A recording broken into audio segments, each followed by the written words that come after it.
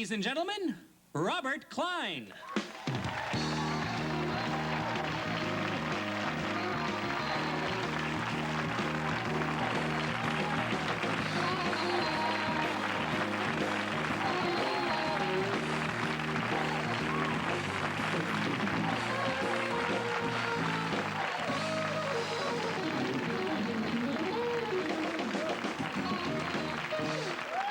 Thank you.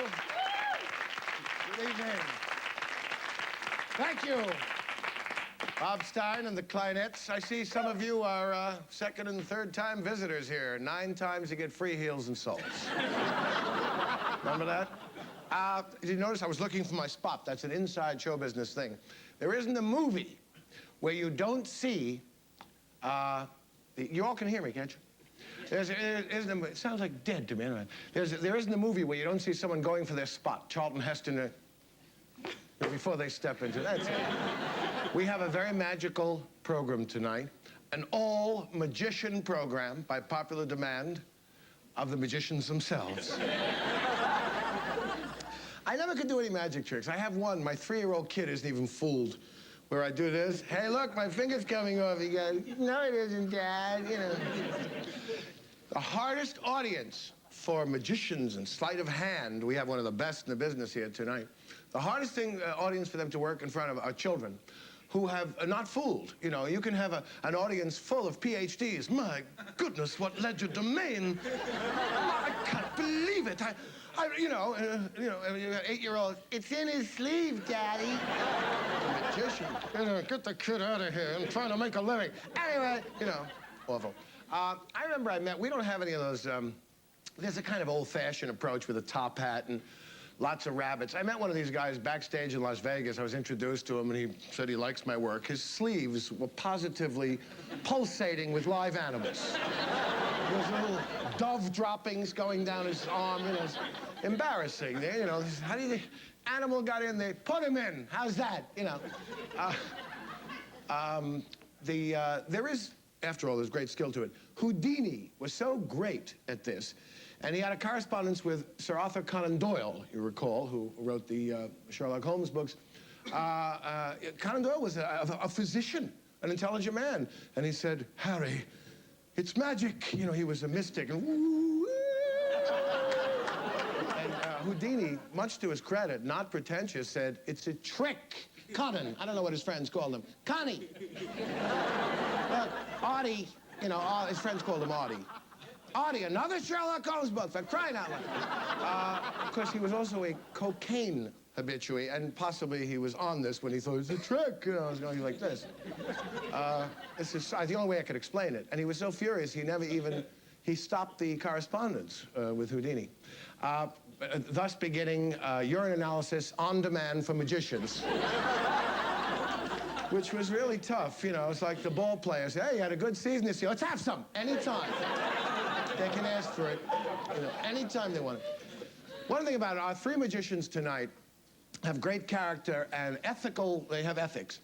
I worked with a guy, Dr. Ireland, years ago at the bitter end. You know, he had precognition. He could foretell events before they happened. He'd say, God bless you, and I'd sneeze. You know, it was annoying. He used to put dough on his eyes, and he said, I have a note from a Lou in the audience.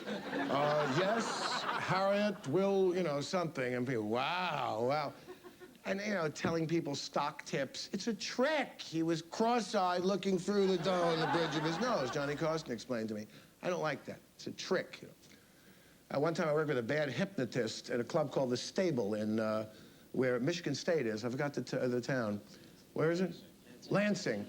And he was an amateur. He was awful. You know, he said, and now I have these 5 subjects in the state of preliminary analgesia, whatever. I take this pin, and I put this pin in, the guy, I'll sue you. He says, I guess you weren't quite, I'll give you quite under. And lawsuits, and Jacoby and Myers were brought in. They have a magic department, you know, if you prick people. Anyway, our guests tonight are David Roth, who's a master of the most subtle kinds of magic, sleight of hand, coins. Peter Samelson, who does some fantastic illusions, and America's greatest lady magician, Dorothy Dietrich. We'll be back right after this word. So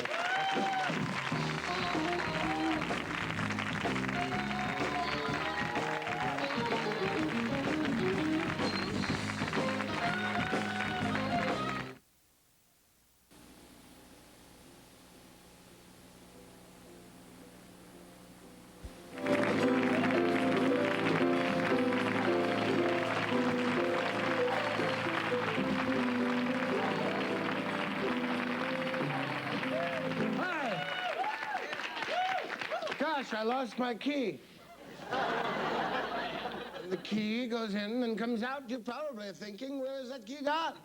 Where I know? I have to practice a little bit. I couldn't even fool my kid. Our next magician majored in physics at Stanford. He felt he had to learn about the laws of physics before he could break them. Performed at the United Nations, performed at the Great Wall of China. I've worked lawns, gyms, chapels, theaters, never worked a wall. Wrote a book called Theatrical Close-Up, currently appearing off-Broadway. We'll hear more about that. Will you welcome Peter Samelson? Peter.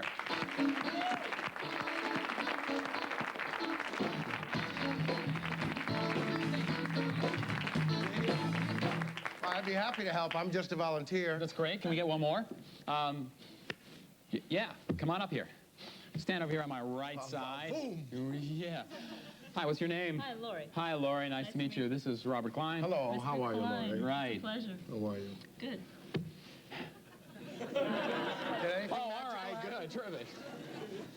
You know, Robert, every time a magician comes out and people find out that I'm a magician after they find out that I was a physics major, they say, You want to know how you get started? That's right. They say, how'd you get started? I always say I was tricked into it. It's a true story. It makes me happy. I get to enjoy it. And that is actually true. I thought magic was real when I was growing up. I was convinced that there was such a thing as real magic. Would you take a look at that? Yeah. Take a look at that. Good. Kind of a Tiffany bagel. I was convinced that there was such a thing as real magic. Aquarius. This is a... Anything wrong with that ring? There's Any no breaks, break gaps, in it or holes? anything. I would No? look for that first. Yes. Well, It's there's solid. just one large hole right through the center. There is. Put it there to keep it from being a plate. Right. It's for those of you who enjoy conceptual magic. You always tell if a ring is solid, take it, drop it on something solid. If the ring's clear, you know it's solid. You can try this with glasses, chinaware at home. This works just as well. Anything wrong with the rope? Solid? It's great. You tug it on? No problems with it? Good. You see, the reason the magic is really, you don't find a whole lot of it around, is it's illegal. It's a crime. Breaks the laws of nature. They're very strict. Yeah. They are indeed.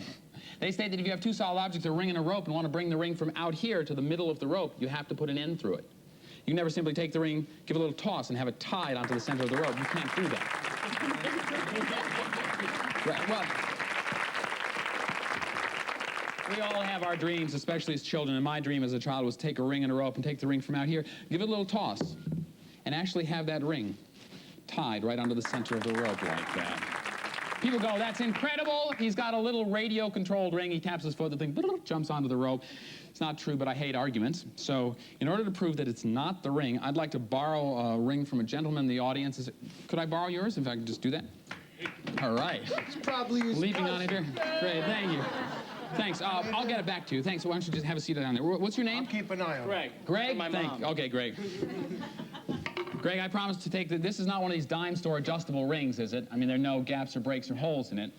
Robert, look, once we take... Expect that. Okay, go ahead. Take a good look at it. We're a Truth in Magic station. This is for a school ring. Yes. What school? Hunter? Hunter College? Yes. High school. Hunter High School. Smart. Smart, very smart. I'm going to do the same thing with Greg's ring that I just did with mine. Now, look, once that ring goes on the rope, is there any way to get it off? With the scissors. Yeah. Hold the ring in the left hand, pull slowly with the right. Immediately it's free. You can do this at home. Amaze the family, fool the friends, stump the dog. You ever do dog magic? It's great fun. You take a little piece of food, you pretend to put it in one hand, gets real excited, you toss it up in the air, the dog goes... Oh, that's a terrible joke. I know, it's cruel, but you'll try it. I'm going to do the same thing with Greg's ring that I did just do with mine. Now look, once this ring goes on the rope, except I'm not going to do this magic, you are. Oh, great. Could I borrow your right, left hand? Good. I'm going to ask you to hold on tight onto his ring. I'm going to place it into your hand, on the palm of your hand like that. Okay? Close your hand around it. Hold tight. Would you grab this end with that hand? Would you grab this end, please? Sure. I want you to keep his ring in your hand, okay? But now slowly move your hand down towards one end, and then back down towards this other end. That's Still right. there? You actually feel this happen in your hand, and then back towards the center. Stop. Feel it happen? I feel Good. Will you slowly open your hand, please? Ooh.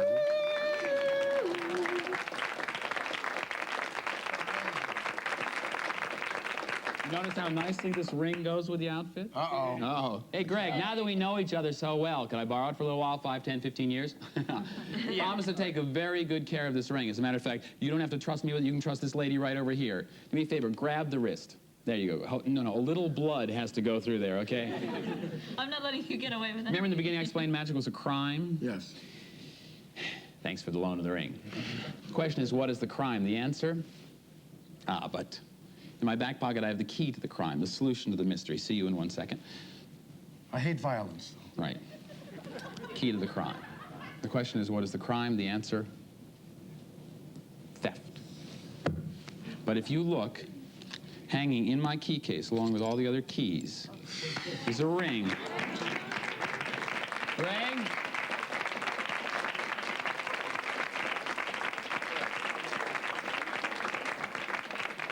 There's a moral to this story. Don't lend your ring to strangers. That's right. And who could be stranger than a magician? Right. And you're now married. Woof. Do that. Thank you very much. Thank you.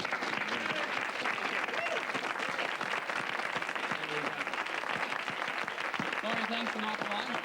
Thanks. Robert, you know, there's a very close relationship between science fiction and magic. They Yes. both rely very heavily on your sense of fantasy. Really? Yes, the flight of your imagination. And there's a classic science fiction movie called The Invasion of the Body Snatchers. Anybody ever seen this movie? great Yes, movie. yes. 1956, right. Don't Kevin sleep, McCarthy. Miles. Don't sleep. Don't sleep. Hello, Miles. I know that movie. Kevin McCarthy, Dana Winters, right? Oh, She was wonderful. Great. Anyway, it takes place in. You can always tell. Your cards here. Thank you. Remind me to They're play all poker with you. all kings here. Yeah, as you know, you can always tell when someone's been taken over in this movie because they are totally emotionless. Right. For some strange reason, this is set in Southern California. Did I offend anybody here? I hope not. I use kings from my little California town. Some of them are asleep, some of them are awake. This is the pod card. Notice the leafy shoots? You can almost imagine the pods beginning to grow. So we have our little California town, our pod creature, and our story.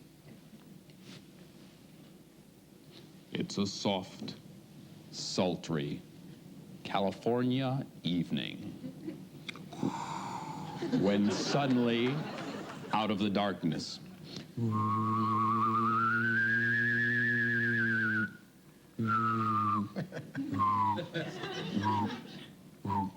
It's a good noise. aliens land, spaceship. Pod creature emerges from the craft. The first person he comes upon is a derelict lying in the gutter. He roughs him up a bit. In a moment, he's gone. Somebody sees this happen. He runs to get the cops. Before he gets half a block away, they tap him on the shoulder. He's gone. Sometimes they attack in pairs. If they attack in pairs and you're not looking, it's all over for you because immediately you've got 1, 2, and 3. Sometimes you are looking when they attack in pairs. If you are looking, it's still all over for you because immediately you've got 1, 2, and 3. There's a Scarlet O'Hara in town. You can tell it's Scarlet. She's always gone with the wind. Oh. There's a drifter. All these movies has a drifter in it. He doesn't really belong in the film. He's just sort of passing through town. But as he passes through town, they get him. The hero and heroine, true blue and loyal, up until the last minute, when in a little cave with a river running through it, they're suddenly gone, gone, gone. And that is the invasion of the body snatchers.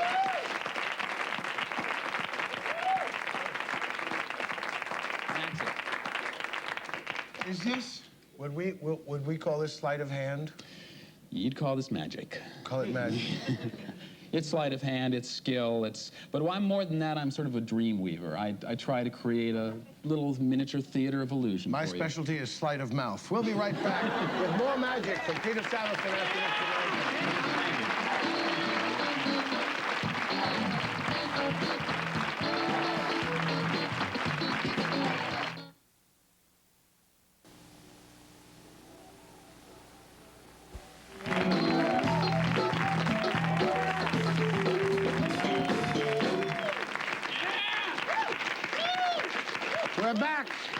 the magic of Peter Samelson. Peter, take over.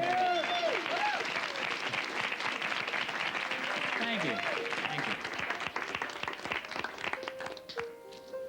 You know, magic has a lot of different aspects to it. Some of them are grand, some are small. But I'd sort of like to leave you with a thought here. As you go through life, sometimes you find that you might lose some money. May lose a possession, like a ring. Hopefully you get it back as quickly as you did today. Sometimes we make friends. Robert? Sometimes we lose friends. But there's one thing that nobody can take from you, and those are your memories. And truly, those are our most precious possessions. So it's a way of saying thank you to you, and I'd like to share with you one of my most precious memories. When I was a child, I used to go exploring through the house. And my father's study with all his mathematics and physics books was something that always caught my eye. For on his desk was a paperweight. It's made out of glass so that you could see through it, and it was filled with water. Inside was a wintry scene, snow on the ground, and when you shook it up, there was a blizzard, a snowstorm. I always wanted to get inside.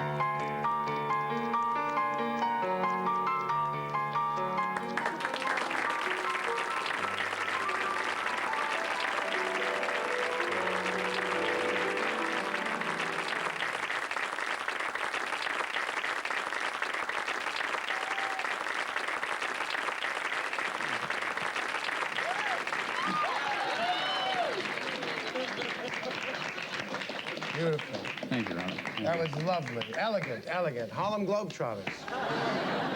That was wonderful. Thank you. Was that true as a little boy? Yes. That's what, you have a couple of little pieces in your head there. Did you really study physics at Stanford? I did. Yeah. Yeah. But in truth, while I would never ask, here's your shoelace. Thank you.